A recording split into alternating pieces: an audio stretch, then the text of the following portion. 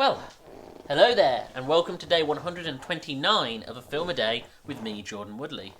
And a fairly light and yet strange end to the week for me, as I thought I would go for another one of my random picks, I suppose. Something out of the blue, not scheduled or curated in quite the way that I do with a lot of the other films. But a film that's sort of been lingering for a while.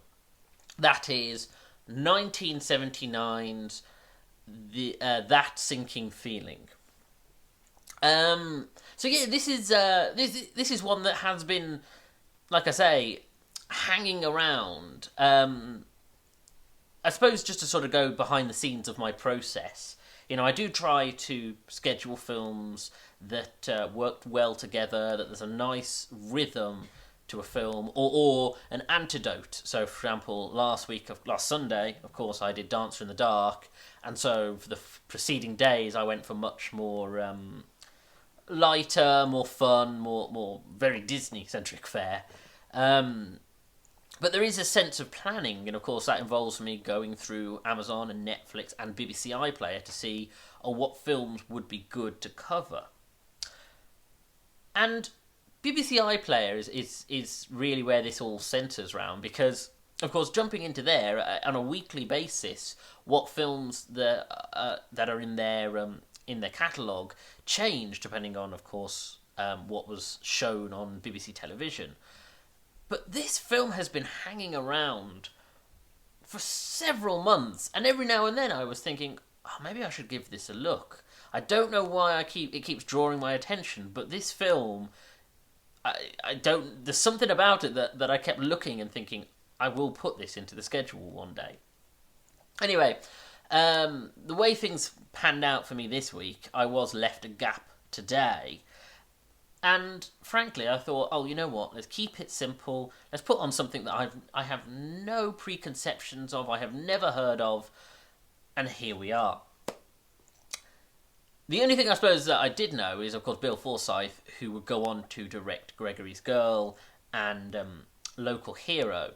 Now, of course, I've seen Local Hero, but not Gregory's Girl, but I'm aware of Bill Forsyth, his style and his contribution to British filmmaking going forward. I'm watching this. This is his first film, and that seems to be a running theme, of course, throughout the series. Is me looking at maybe early, if not the first films of many directors, particularly British filmmakers. Of course, some weeks back, I watched That Poor Cow, which was Ken Loach's first feature, and this is an interesting demonstration of what can be done. The creative potential in someone who has limited to no resources.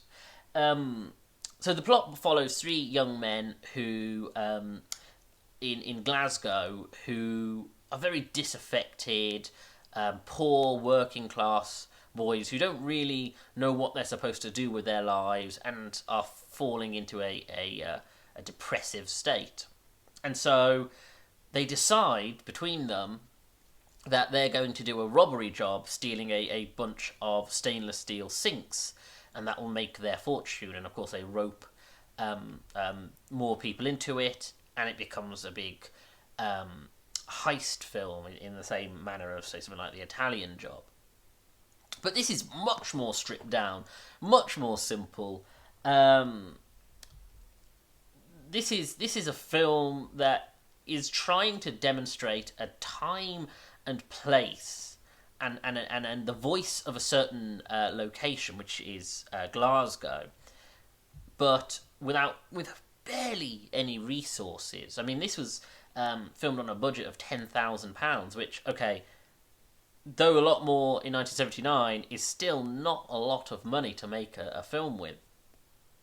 The actors, all of them, were drafted in from the Glasgow Youth Theatre. I mean, our three leads are Robert Buchanan, Billy Greenhalgh, and John... what was it? Sinclair. John Gordon Sinclair.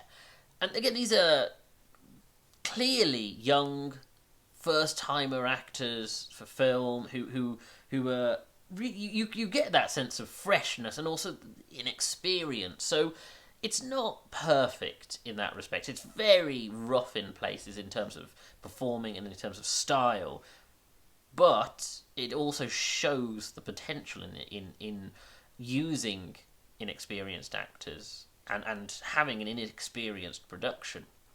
Because for what the film is, and it doesn't reinvent the wheel, it's not the most remarkable film. It has potential in it.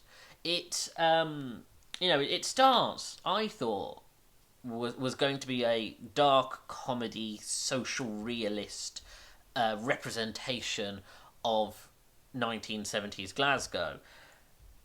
And it does do that, but it's not quite. It doesn't have the punch of, say, Ken Loach with something like Poor Cow, or a few months ago when I was watching Look Back in Anger, or even films like The Full Monty or Bra Stuff that obviously are trying to say something. This is just. It is what it is. It's demonstrating that this is just the lives of three young men, and that's just the way they are. And it does have some funny sections to it. I mean, the line in which they're discussing how sad they are, and it does go to a dark comic place, because they then say, at one point, one of them says a line something like, there must be more to life than suicide, which, in the context of the scene, is actually quite funny. You know, in that slightly darker, more twisted sense. And so it does have potential in moments like that. And then when you get to the heist job, of course, it is a bit knock around. It does fall back into sillier styles of sort of comedy heists. So, for example, two of them have to dress up as women. And there's a long, extended period where it's them talking about trying to be women, talking to their female friends or girlfriends.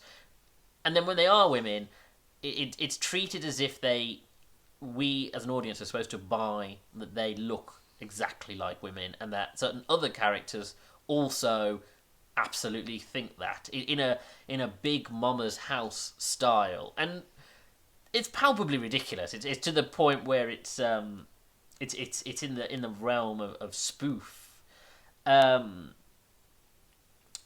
but as I say, this is really a demonstration of potential. A demonstration of, oh, you know what?